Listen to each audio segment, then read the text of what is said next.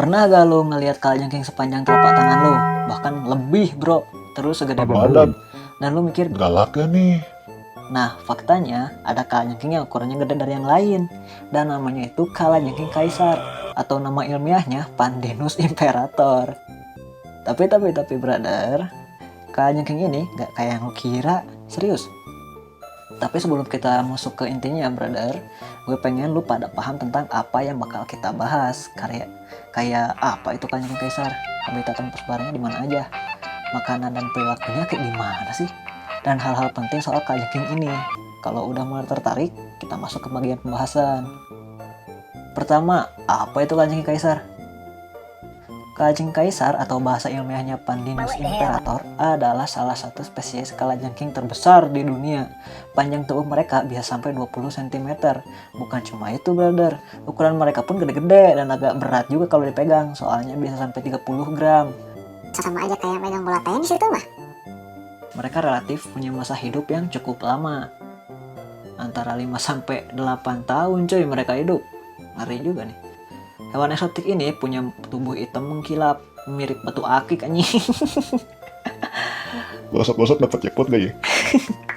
Tapi kalau kena sinar matahari atau sinar UV lain, mulai ada kelihatan warna agak hijau biru fluoresan khas kalajengking gitu brother. Tapi fakta menariknya adalah nih kalajengking bisa dipelihara loh. Gitu-gitu juga aslinya kalem tuh kalajengking brother. Dan jarang nyerang manusia sih. Paling nyepit dikit. Badan doang gede, galak mah kagak.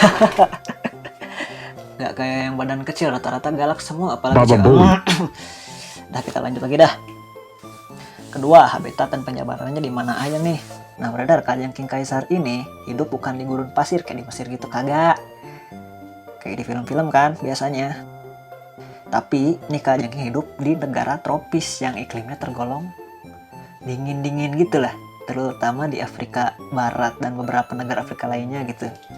Kayak di Benin, Ghana, Nigeria, Sierra Leone, Senegal, dan ya sekitaran situlah. Ya kali semua kalajengking molor di gurun, buset dah. Mereka itu nocturnal bro, suka keluyuran di malam hari, terus balik subuh kayak lu pada. Bedanya nih kalajengking gak ngopi sambil gitaran atau main ML bro, sampai tahu-tahu udah subuh. Kagak. Nih kalajengking emang biasa nyari makan di malam hari karena penglihatannya gak terlalu tajam dan ngandelin indera pecintas buat berburu. Bukan pecintas ya, atau pecin itu mah bohong. Gue jelasin dah secara singkat apa itu indera pecintas. Indera pecintas itu indera sensorik khusus yang cuma dipunya kalajengking bro. Bentuknya kayak dua sisir kecil di bawah tubuhnya itu, pas banget di belakang kaki terakhir. Oke, santai. Gue tahu yang lu bayangin apa, tapi bukan. Itu bukan bro. Jadi fungsinya apa tuh? Banyak brother, kayak jadi alat sensor plus radar bro. Kalajengking bikin tanah jadi radar mereka secara harfiah. Nah gitulah. Sampai perubahan tekstur tanah juga mereka tahu lewat itu. Tambah bisa tahu bau apaan dan identifikasi sejak kimia. Kayak hidup versi canggih lah. Sampai nyari pasangan pun ya pakai itu. Radar multifungsi emang dah. Lanjut bahas habitatnya, biasanya ini tidur di mana sih? Ini kalajengking kaisar biasa tinggal di tempat-tempat terlorong gelap, sejuk dan lembab. Kayak hutan-hutan tropis, sabana, sampai terowongan di tanah dan bawah batu atau akar-akar pohon brother. Gile juga nih. Bahkan beberapa bikin lubang di dalam tanah buat berlindung. Dari apaan emang? Dari setan yang terkutuk. Kagak, bukan. Berlindung dari predator yang lebih gede, kayak gitulah. Ketiga, makanan dan perilaku. Nih kalajengking kan gede nih. Makanannya pasti hewan lain dan hewannya kadang nggak biasa juga sih. Kayak serangga yang ukurannya normal, contoh jangkrik sama kecoa. Termit atau biasa kita tahu rayap gitu lah, laba-laba juga. Tapi kadang juga mereka makan cicak sama tikus kecil. Nakus amat dah ikut Godzilla. Cara berburu mereka juga ya agak beda dari kalajengking yang lain lah. Yang masih anak-anak kecil sering pakai racun buat ngelumpuhin lawan mereka lah. Kayak normal gitu, kayak kalajengking biasa aja kayak gitu. Kalau yang udah gede gimana? Mereka gak cuma ngandelin racun brother, malah lebih sering pakai cepet gede mereka buat ngerobek dan ngancurin mangsanya. Ya kali gede doang dipakai kan. Dan sebenarnya racunnya itu relatif gak mematikan. Masuk pembahasan racun nih. Keempat, racunnya emang berbahaya bro. Kata gue kan tadi racunnya ringan nih, tapi gak termasuk gak bahaya juga brother. Ya buat serangga sih. Oke, gue jelasin kenapa. Racun mereka mengandung infratoksin dan Pandinotoxin. Alah, susah amat dah. Apaan tuh mas? Imperatoxin, racun yang sering disebut termasuk peptida neurotoxin. Bah, ribet amat. Peptida neurotoxin yang saluran ion kalsium di sel-sel saraf, dan efeknya bikin sistem saraf serangga lumpuh bro, dan bikin mangsa kejang-kejang brother, kayak disco gitu. Otomatis gak bisa kabur kan nanti. Nah kalau pandinotoxin itu masih sekeluarga sama imperatoxin. Fungsinya mengganggu saluran ion kalium. Ya sama-sama aja sih, dikomboin dan jadi efeknya kayak yang gue sebutin tadi. Kalau ke manusia pas sengat gimana? Ya kayak disengat sama lebah aja sih. Ada juga nih satu lagi kandungannya, yaitu peptida neurotoxin ringan. Efek semua kandungan itu cepat brother, tapi ingat cuma ke serangga nih. Dosisnya aja kecil, mau mematikan gimana coba ke manusia.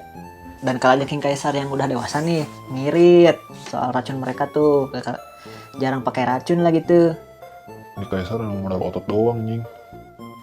Kita lanjut dah. 5. Reproduksi dan kelakuan pas berkeluarga. Asik. Pandinus imperator, aka kalajengking kaisar, punya sifat ovoviviparus. Kalau gak skip pelajaran IPOSnya tahu sih. Ya soalnya embrio kalajengking kaisar berkembang di tubuh betinanya, alias hamil, terus ngelahirin lah. Ini ngelahirinnya normal ya, gak mungkin disesar nih. Jumlah anak mereka bisa 10-40 ekor, soalnya Rajin bikinnya. Enggak mas, itu bukan mas. jadi gini, karena emang kalajengking ini sama kayak kalajengking lain yang sekalinya punya anak kagak tanggung-tanggung brother.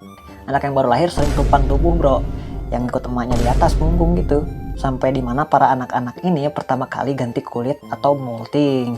Beberapa sumber bahkan nyebut kalau mereka bisa berperilaku sosial ringan di kelompok kecil. Ada RW-nya kagak nih? Lanjut. Keenam, pertahanan dan interaksi sama manusia kayak gimana? Kalajengking ini brother nggak terlalu agresif, apalagi ke manusia. Ya mereka biasanya bakal ngehindar kalau keganggu gitu, sebelum nyapit ke tangan lu atau kaki lu. Kalau dibilang Nyepit mereka sakit nggak? Ya sakit lah, bisa robek kulit lu ntar.